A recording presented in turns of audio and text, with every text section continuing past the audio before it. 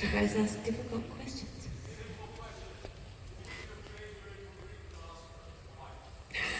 That's not a simple question. It was simple to say. So, anyways, I know I have to go from the list here because we have to play by the rules. Okay.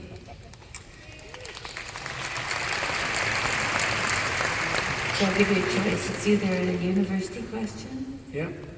or a gender question. Oh, let's do the gender question.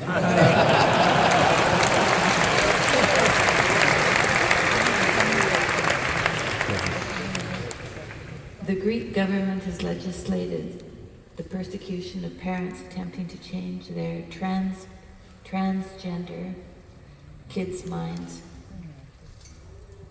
How do we make partisan voters change alliance? Well, first of all, you probably can't make people change alliance. And second of all, what do you mean by we? And now I'll address the issue at hand.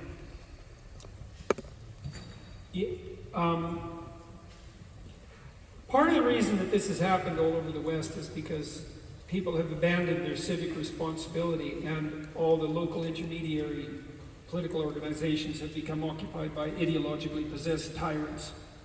And so I would say,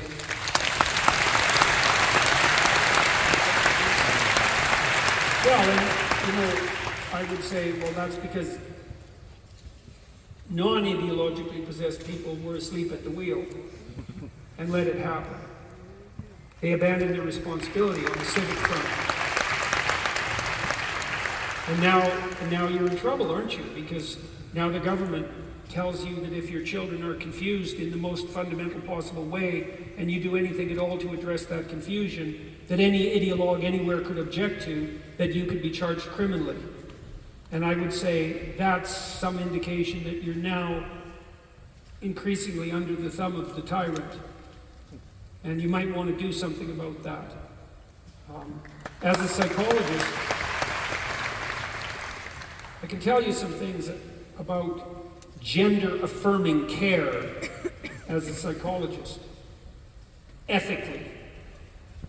So as a psychologist, and this is relevant to being a parent, you're ethically bound not to take the feelings of your client as cardinal markers for the truth.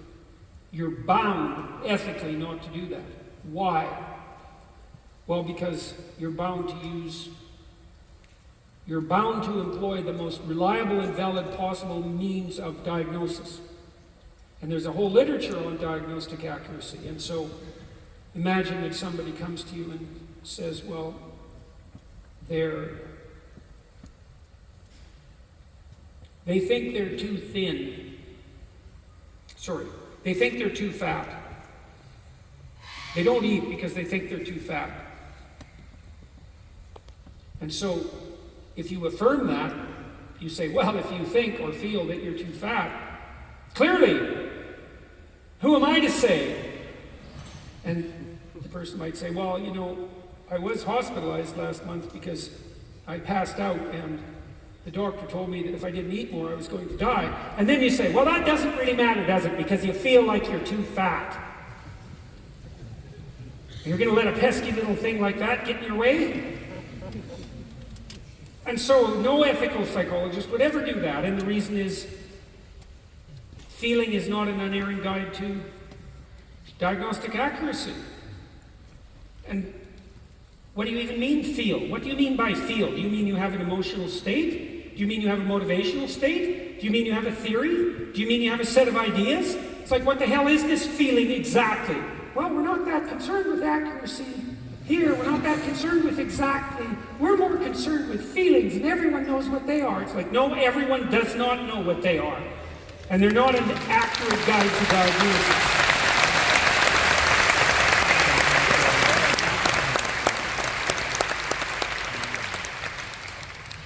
And so you do a careful analysis with the diagnostic tools at your disposal to try to understand how to categorize the suffering that the person who is in front of you is presenting.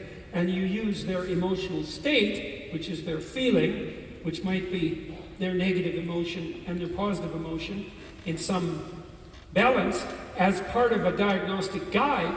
If your child comes to you and says, I think I might be a girl, and he's a boy, then one appropriate diagnostic question is, why is my child confused? And there could be any number of reasons for that, and I can walk through some of them.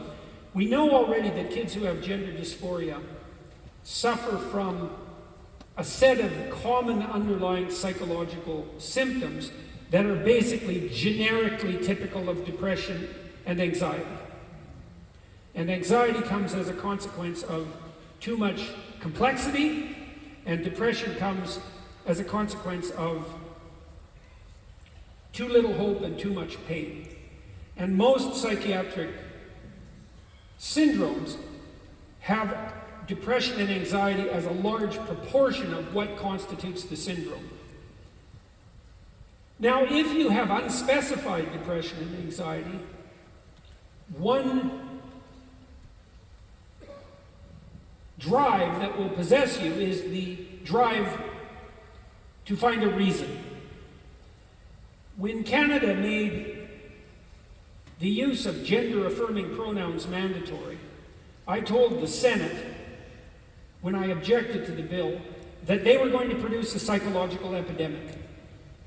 I said that in 2016. I knew the literature on psychological epidemics. I knew it went back 300 years. I knew that when you introduce conceptual confusion at a base level of perception and action, that the people you destabilize most are the ones who are already most destabilized. And those are generally pubescent girls. Because at puberty, girls hit a state of increased bodily self-awareness and higher levels of negative emotion. And so they're always the ones that have psychogenic epidemics. They called that hysteria in Freud's time, and that's now a sexist term, because we're stupid. And there's been all sorts of psychogenic epidemics in the last 30 years. There was a psychogenic witch hunt, a psychogenic epidemic that involved a witch hunt in the 1980s, which was fueled by accusations generally by people who had a schizophrenic underlying pathology and who became paranoid as a consequence of placing their children in daycares in the hands of strangers they didn't know, that terrible things were being done to their children. And so there was a witch hunt for 5 years in North America and to some degree in Europe to find all the daycare center providers who were undertaking satanic ritual abuse practices on the children. And that was a way worse witch hunt than the Salem witch trials by a huge margin.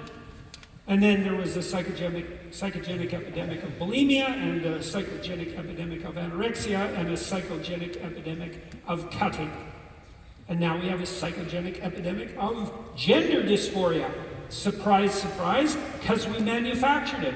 And now, but because we've become completely insane, because in no small part, regular people have abandoned their civic responsibility, and idiot tyrannical ideologues have got the upper hand. Now we have a psychogenic epidemic where the law insists that you better agree with the person who's suffering from the symptoms of the epidemic or be criminally charged. Because that's exactly what you want to do if you want to make sure the epidemic continues. Now you might ask why you would want the epidemic to continue, and that's a question you might be asking yourselves, that's for sure. So, well, if you have a child who is gender dysphoric, you might say to them, well, you know, look, kid, girl, it's like every 13-year-old girl is in a pretty awkward relationship with her body. Self-consciousness in women, which is associated with negative emotion, depression and anxiety, tends to focus on body image. That's well documented. And so if you're a confused and somewhat unhappy 13-year-old girl, which is a very common category, by the way, you might take some solace in the fact that Most 13-year-old girls are confused and unhappy, at least to some degree, not least because of the physiological changes they're going through and the new threats those expose them to.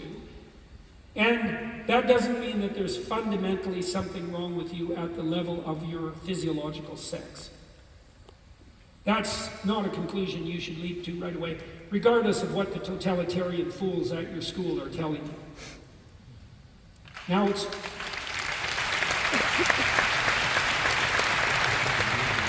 you know, those same totalitarian fools will tell you, well, if you don't help your child transition when it's necessary, they will commit suicide. And it's better to have a trans child than a dead child. And then you might say, okay, genius, what's your evidence for that? And then you might say, well, that long-term outcome studies show that children with gender dysphoria who don't transition are much more likely to commit suicide. And then you might point out that according to the American Psychological Association itself, in the same bloody document they produced mandating gender-affirming care, they also say that because of prejudice against trans people, there are no long-term outcome studies on the mental health of people who've transitioned. And so the answer is you don't have a fucking clue whether or not the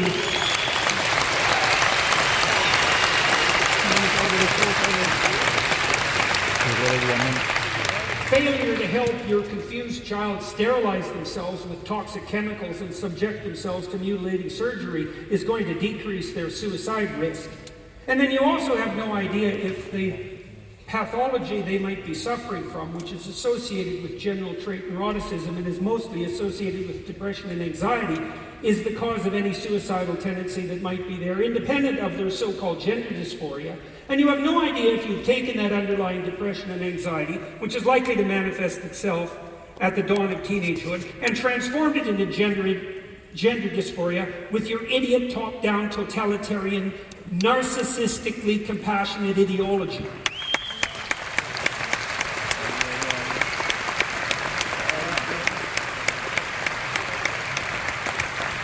And then you might say, and do you know that there is a clinical literature on children with gender dysphoria? And do you know that 90% of children with gender dysphoria settle into their bodies by the age of 18 or 19? And do you know that the best standards for care that were established by non-political scientists before all this ideology emerged showed absolutely clearly that your best bet is to leave the goddamn kids the hell alone until they mature enough to accept their bodies?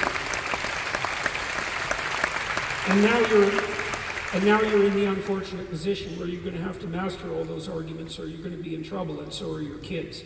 And that's what happens when you abandon your civic responsibility. So here we all are, everywhere in the West.